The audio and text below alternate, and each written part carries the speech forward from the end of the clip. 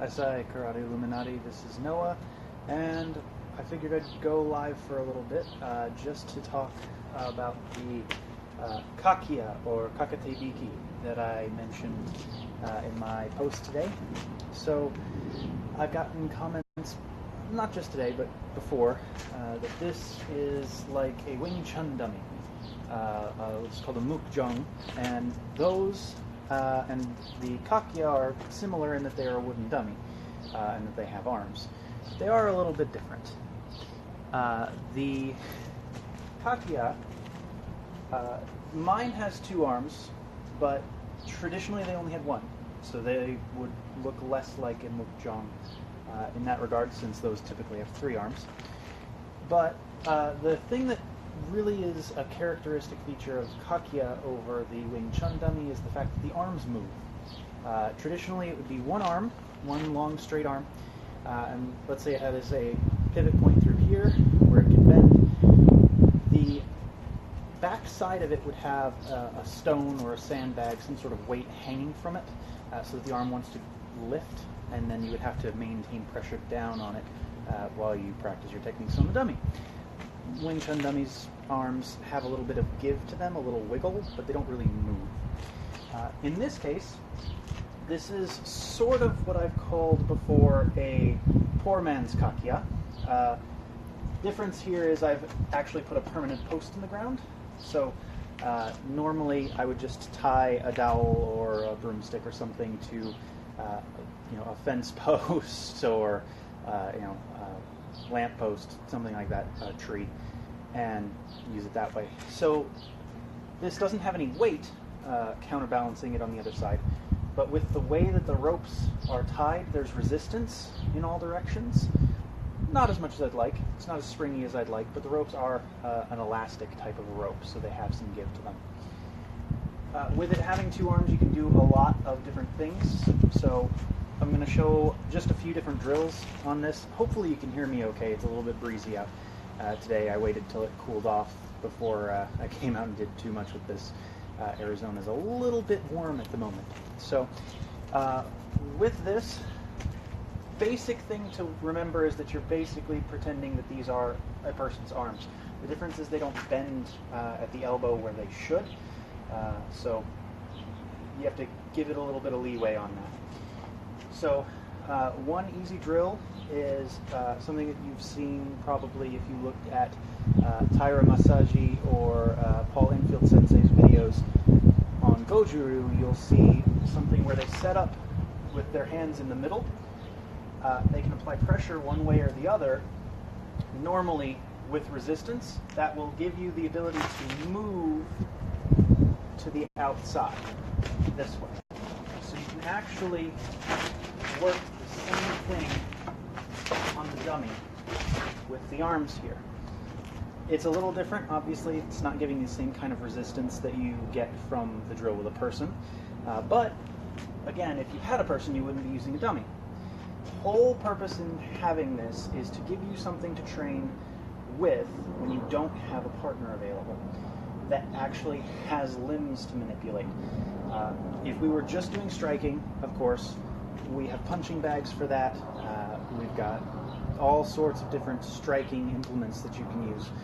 But when it comes to karate and your limb control being a key part of it, you need something that has limbs. So that's one drill that I like for it.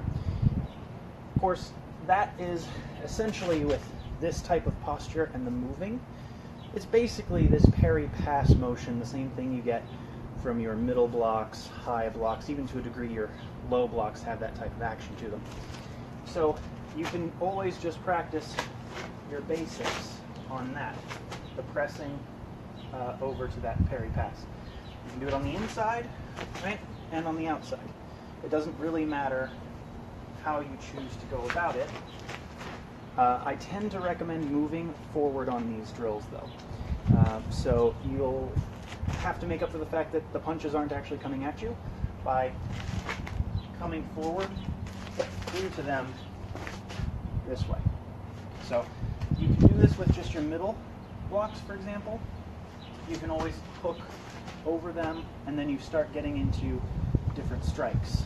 as you do, right? So you've got key blocks or parry pass type motions into your various strikes. You don't have to parry pass this way on the outside of your arm. You can parry pass so that you hook it in the crook of your arm. This is where you get into things like our arm bars, or simple arm bars where we trap here. So I would be trapping somebody's wrist in the crook of my elbow and using my chest and upper arm on the other side to actually apply the arm bar this way. This is just your double block that you've seen in probably a number of kata in your system, depending on what style you do. So you've got that, and of course, if you want to hit into your target, you've got something to actually strike. I wouldn't hit too hard on something that's immobile. If you want to hit it really hard, you put a little bit of padding on there just to give you something to take the edge off the wood and the fact that it's not great for you. So, like I said, either crook of the arm or outside.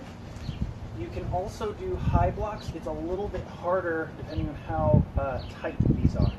So for these, for example, I can get some upward pressure on it, but I can't actually lift it all the way because the ropes don't have that much give. You can drop under it though, so you can actually come lower and come back up. That's something that gives you a lot of different entries into like leg grabbing takedowns, for example. I use that off of Kusanku, has a posture like this, leaning. That's one of my go-tos, is that high block's lifting their arm under their shoulder, prying them back as you catch their knee. Works really well. And thank you guys. Glad to see you in there, Paul. And hey, Karate Unity even. So on top of the high blocks, of course, you've got your low blocks again. They don't have the same range of motion, so you can work this downward pressing on the limb. Doesn't go as far as it otherwise might, but it still gives you the kind of general feel for it. So you can work that down, and then again, you've entered into close range for your strikes, or even this other limb. So I like to combine things. So maybe we'll press this down, come in with a strike, and hook up underneath this. Now at that point, you'd probably do something like an arm drag. Again, doesn't have quite enough give to do a full arm drag, but we can step around it and make up for that to get into our other techniques. So very basic, you've got this kind of posture with the passing from the inside, and we'll adjust these a little bit, where you pass, set,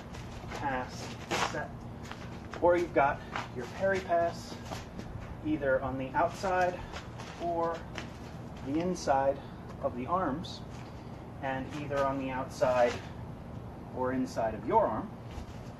You've got high blocks where you just press up, or you've got high blocks where you drop and try to get underneath of it, and the low blocks pressing down.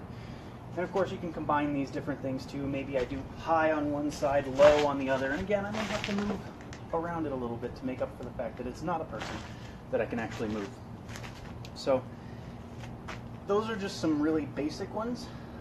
You can work a lot of your different kata applications this way.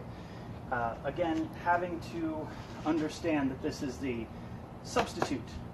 It is for when you do not have a partner. Partner work is better, but this is for when you don't have somebody that you can work with, so it's something you would have at home. Maybe if you have it at the dojo, it's more for before and after class, when there aren't people there. So we can look at example, this bit of Naihanchi is very, very simple. This cover and press can be covering against some sort of a strike, so we can actually use that here, covering, pressing, striking back in this way, and if you wanted, you can, of course, follow up with that. If you want to go into the next sequence, of course you can. You have a limb to do it. Wrenching this down, pressing here. Again, their arm doesn't bend, it doesn't move like a person, so you get the same stacked hands pressure you would have for an arm bar here that would hopefully pressure them actually downward. Since we don't, we just have to make do, and of course strike in as we please. So that's just some really simple ways to look at it. It's one of those things that it seems a little weird, and a lot of people tend to see it as a training dummy and go, well, why wouldn't you just work with a partner? You should.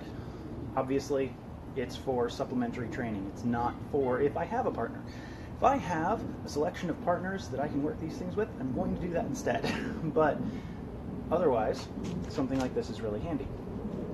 So one other thing that I like to do with this that works pretty well is working off of your juji type arm positions, these cross positions. And different styles will do them differently. Mine crosses them very tight like this, but leaves a gap. I've seen some where they actually bring the hands together. That does not work as well for what I'm going to show you. Some of them cross them further apart. It doesn't really matter. All that we're really considering this as is sort of our intermediary position between other movements. So this is something that you'll see in old Okinawan tea or te, especially if you look at like Onaga Sensei's sort of take on it, is that this cross position is sort of a base flinch position to move from. From here, most likely any attack is going to come through one of those 4 quadrants that you have made. And once you've made contact with it, because of your other ukewaza training, you should have something to control that attack from there. So with an arm, we've got our cross. If the attack came in such a way that it came on top, right, then we can work all the different ways that we can then pass that to some control, right? Passing to a control. Same thing if it were to come on the outside. You can do almost the same things on all of these, of course, but it gives you a different feel for it, right? I might pass this to the outside if it came on the outside. I might pass it on this side if it crossed on the opposite. If it came even down, right? Even down, I might move off this way, control, hook. So that's one that you can just sort of knock it into the arms and then take it naturally from there into whatever controls, strikes you want to do. Joint locks can be emulated on this like I showed earlier. One of the ones that I was working lately was actually wrapping over and locking forward. That's something you see in like your Pinan Sandan or Naihanchi Nidan, where you might have wrapped over the top of something and then lock it forward. So you can do that on the Kakiya on either arm. If this were a person, if I were to do it on this side of my body, then doing it on this arm wouldn't work very well because I'm not going to get a very good angle to hyperextend anything. So if I want to use it like a person, this is something where I would come on the inside, right? So I probably want to control this too. So that might even be something where I wedge in, something like a kusanku, right? Gain control of one, wrap the other, and lock this way. But don't necessarily have to. You can always work in all kinds of different, just quick jolting locks. You can work in your arm bars this way.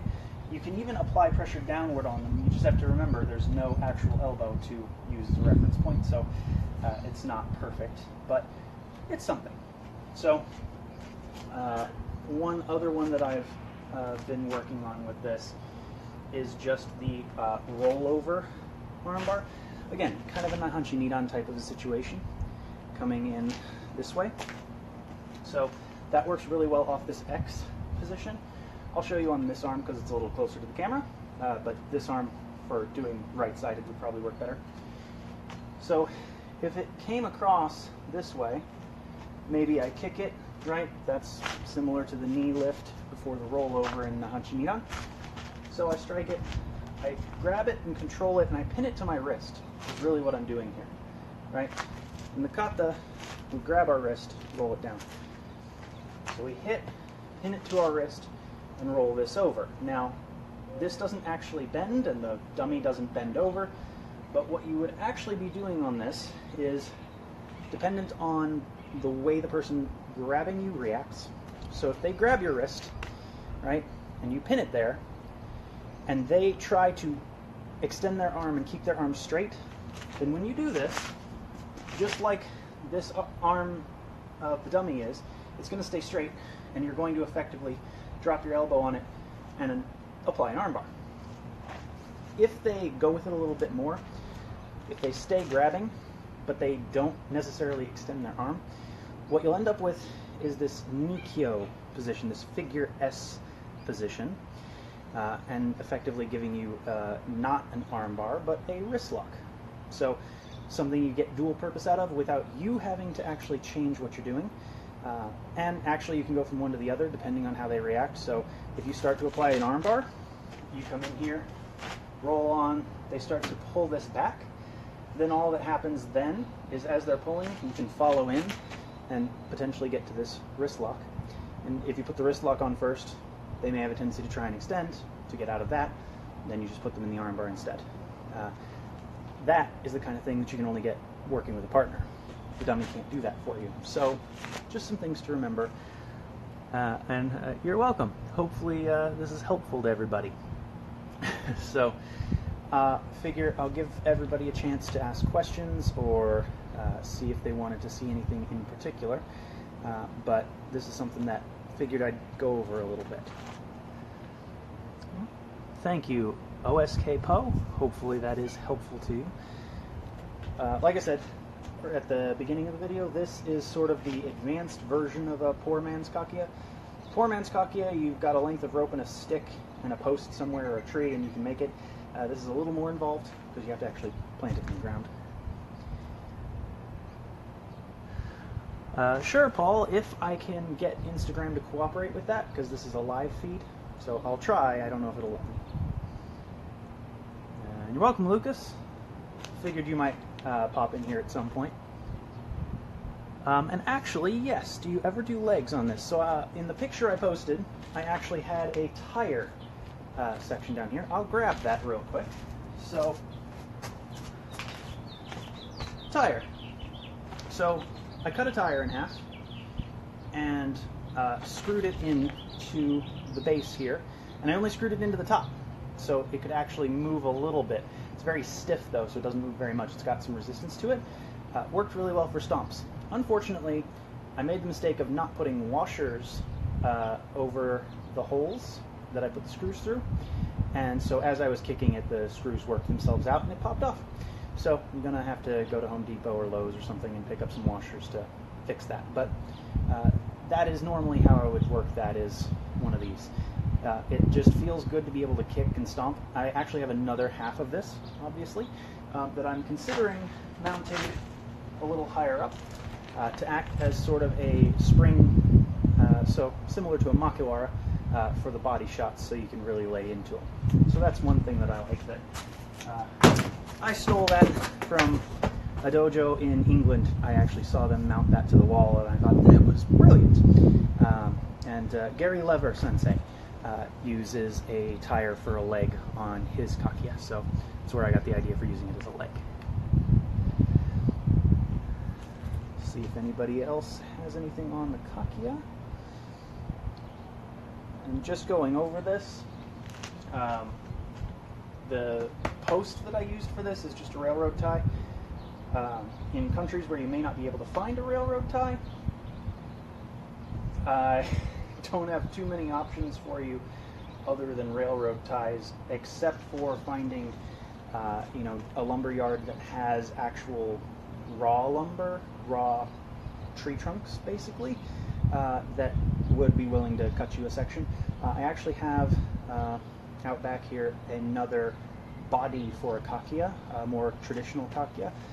It's round, and it was just a section of tree that I had a lumber yard cut for me, and I drilled a slot through it and I put an arm through it, and I used that for a Kakiya a bit, but I've built it a little bit differently so that it can be mounted to actual like mounting brackets rather than planted in the ground, so I don't have it out here. It would be a little nicer, but this is outside, so I didn't want to put that much time and effort into making a nice one. This is the beat it up and let it just stay outside and be weathered, and if anything breaks on it, none of it was expensive. Now, I'll give everybody a little bit more time on it, but I'll just go ahead and show one thing that I'll probably actually post later that I was working on when I was doing just my own training. I mentioned that lock where I wrap over the top and wrench it this way, and so you can see that better, wrenching over the top this way with it between my body and arm here. One of my Sensei Pogue, one of his favorite ways to tie somebody up in close range sparring was he would actually get in really close, right, clinching distance, and he would have an overhook on one side, and he would wrap it around that arm on that side, keeping it nice and tight, and he would feed the other one close enough that he could actually wrap over the top of it. And he would do this actually just above your elbow. So what would happen is as you tried to pull this arm free, it would actually tighten the grip around the other side because he's just got this monkey paw hook over it. And you would actually make the joint lock on your other elbow uncomfortably tight trying to get this free. Now eventually you can work yourself free of it. It's not impossible. But there for a couple seconds, he has both your arms tied up and just starts wailing on your face because you can't do anything about it. So that was something that I was going through. I like to do it just key block, wrap, and trap this way, and then coming in with a strike. But like I showed, you can get in just close to begin with, wrap, strike over the top. And the same thing from this close range. You may have to give a little, but you can work all sorts of different limb controls, passes, and body manipulation, just remembering that you have to move since the dummy doesn't. So hopefully that was useful to some of you guys. Hopefully it's useful to some of the people who may see this on my feed later. But I haven't seen anybody else come in and ask too many questions, so hopefully I got to the big ones. But if you guys have any questions on this training equipment or training methods, feel free to send me a message and I'll get to them when I can. But otherwise, for my American friends, have a happy 4th of July. Everybody else, see you later.